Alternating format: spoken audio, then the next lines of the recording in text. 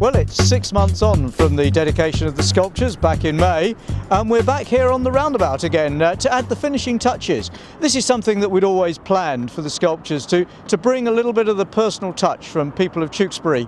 Today we've got a group from the Boys Brigade carving poppies on the legs of the sculptures, and they're the second group today. We had a group up this morning, and tomorrow there are more coming. And the aim is that the youth of Tewkesbury will grow up feeling that these are their sculptures, not just something that's been brought in and plonked amongst them, but something that was created by the people of Tewkesbury for the people of Tewkesbury. And it's particularly apt that they're doing the work now on the verge of November as we go into another remembrance season. So, remembering the Battle of Tewkesbury here on the roundabout. Afternoon carving session, group of 8. They've not carved before, most of them, so I think people take quite instinctively to it. So basically it's just give them a quick safety talk to start with, and then look at images of poppies, which were we wanted to limit the subject to poppies for the remembrance aspect of poppies, and the fact that this was a field, obviously a meadow at one time, and that was our original thinking way back when we first designed the job. The original title was Field of Battle. Right. So that field aspect, we're sort of referring back to that. So yeah, various poppy images. Most people are going for the top view of a standard poppy. A couple of people have done the nice buds and stuff, yeah, and seed heads. So they've drawn with pencil their initial design onto the oak wood, and then they will go in, as you've seen, they'll go in and then bring their design out from the surface of the wood. So yeah, it's a bit tricky at first, but they soon get the. So how long have they been taking to practice before you let them loose on your babies? Dive straight in, yeah. It's in the time we've got, they can't go in too deep, so there's no structural risk there. And yeah, and each one has its own quality. You know, each person's work is the way they want it to be, and I think that's great because you get that variety. And in young people's work, there's often a freshness to the way they work. You know, they have got stuck in their ways like us older people.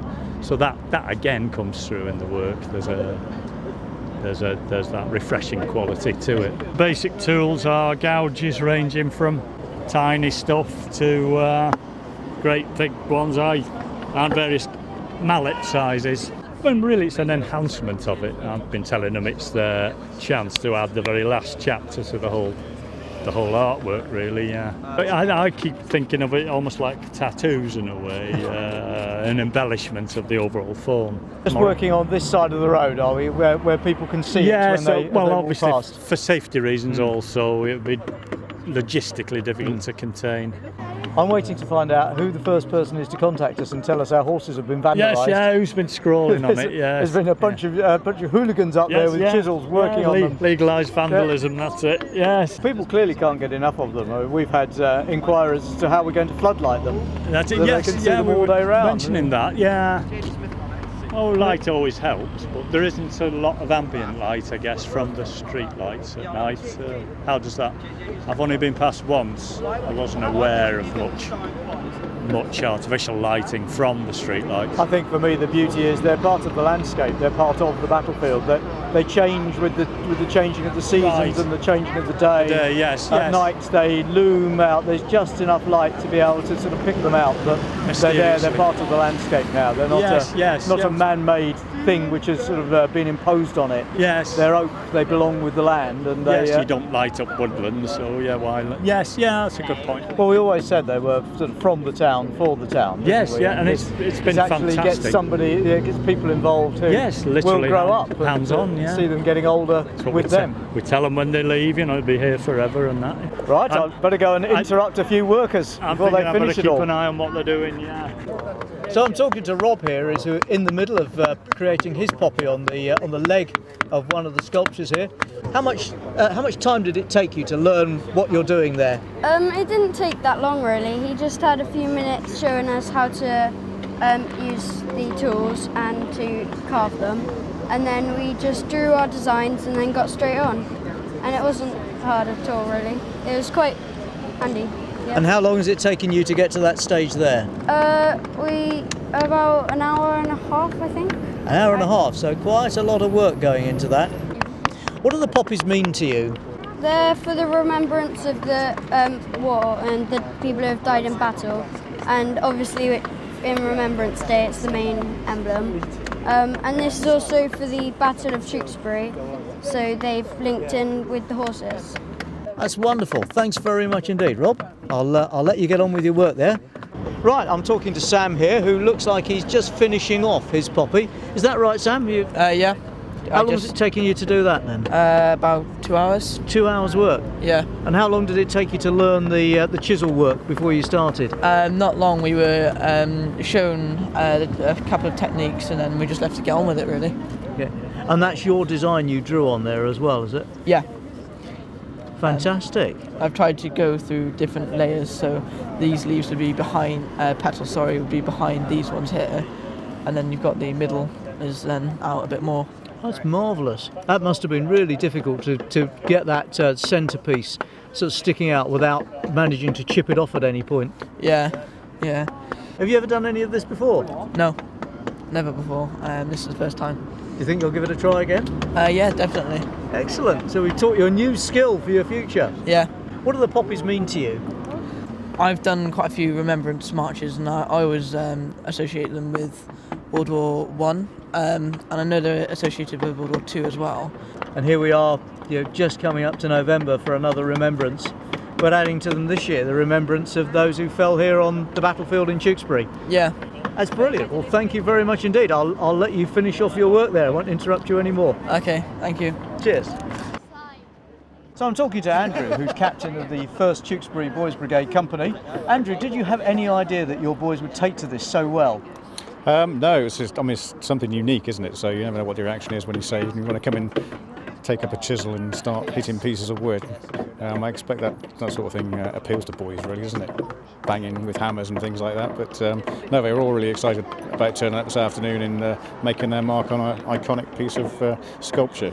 And do craft skills often form part of Boys Brigade activities? Or is it a bit of a diversion for them? More of a younger age group. There are sort of fun-based sections where they do lots of craft and making things, when it's sort of introduction, so it's not quite so formal. The older you get, it tends to be a bit more disciplined and organised as what we do, but also more adventurous. We get outdoors and on the river and climbing and other things like that.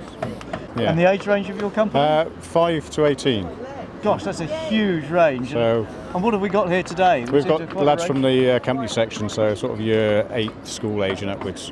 But across the 3 groups, we've got about 65 lads involved. So, what do the sculptures represent to you, and as a Tewkesbury man? I think it's a really important thing to recognise the part Tewkesbury played in the War of the Roses, and also Tewkesbury people played in World War I and World War II in subsequent conflicts. So I had a friend of mine that was killed on his 18th birthday away in the Falklands, so it affects all generations, and I think it's really important that young people recognise the sacrifice that people gave. It's quite difficult for them to understand that, but it's important that we tell them the message and explain what it meant and what it means to us today. Thank you very much indeed. Okay, thank you. I'm talking to Steve Goodchild, chairman of the Tewkesbury Battlefield Society, who's organised today's carving session. Steve, is this as you'd envisaged it when you had the idea right at the beginning? Yes, it is, I think. It's nice to see it happening, isn't it? And to get people involved, ownership, and inspired. There's been some really good. It's been interesting to watch people carving very tentatively to start with, but after a couple of hours they're really getting the hang of it. So let's hope they can do some more carving somewhere else and more statues in Tewkesbury. Yes. Well, this is an idea that you've had for a long time, isn't it? To try and make the sculptures part of Tewkesbury with involvement from local people. Yes, it's important, I think, that the community of Tewkesbury believe that this is theirs, not something that's just been imposed upon them. And I think it's had a tremendously good reaction, and it's up to us to build on that.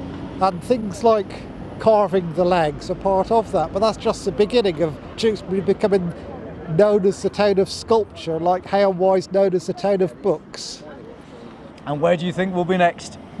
Or there could be anywhere, couldn't there? Somebody suggested King Canute at the bottom of the Mythe, but I think that's possibly, he's not instantly recognisable, is he? So that might not be the best of ideas. Well, we've got so much to draw on here, haven't we? There's not just the Wars of the Roses, there's the broader medieval piece, there's the Industrial Revolution. And there's John Moore's characters, and there's lots and lots and lots of stuff in Shakespeare that can inspire art. And lots of people who can create art in Shakespeare. Marvellous. Well, we look forward to seeing it springing up around us. Oh, it's going to be good, isn't it? Thanks very much, Steve.